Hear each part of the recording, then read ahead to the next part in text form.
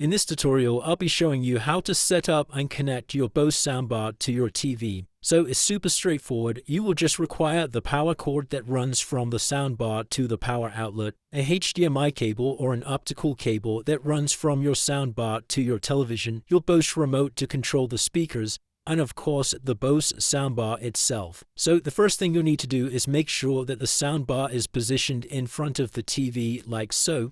And then we are just going to head over to the back of the soundbar, and you will need to make sure that your power cord is connected from the back of the soundbar like so. And you want to make sure that the other end of this is connected into a regular plug socket or just a general power outlet. I have already plugged mine in up here. Next, you will need to take either your HDMI cable or your optical cable and plug this in from the back of your soundbar into the back of the television. To decide which connection to use, head over to the back of your TV and you need to look for a HDMI ARC connection that looks like this here. You can see down here it reads HDMI 1 and then it has the word ARC below it. So if you have this input on your television, I'd recommend connecting your soundbar to this. Just simply plug in one end of the HDMI cable to this HDMI ARC output, and the other end will need to go into the back of your soundbar. If you don't have a HDMI cable or this input on your television, then we can use an optical cable for our connection instead. So you will see it looks like this on your TV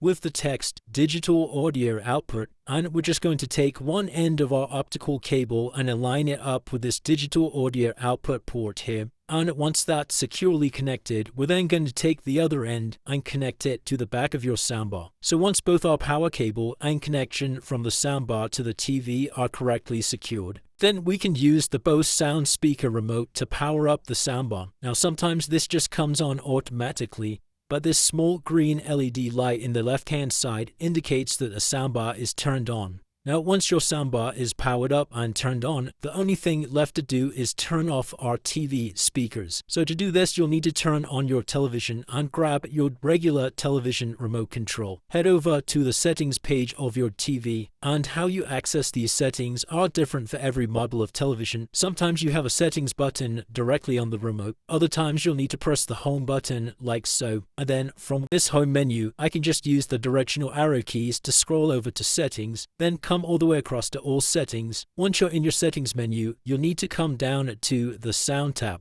Head over to the advanced settings and you'll need to find this audio out selection. Again, this depends on your model of television. It might be labeled something slightly different on your settings menu, but basically you need to find this TV speakers off option and come down to select this. That's basically going to stop the sound from being outputted on your television, so we can only hear the audio from our soundbar like so. And once you've turned off your television speakers, you're good to go and you can start using your soundbar. If you did find this video helpful, then please consider dropping a like and subscribing for more tutorials like this one.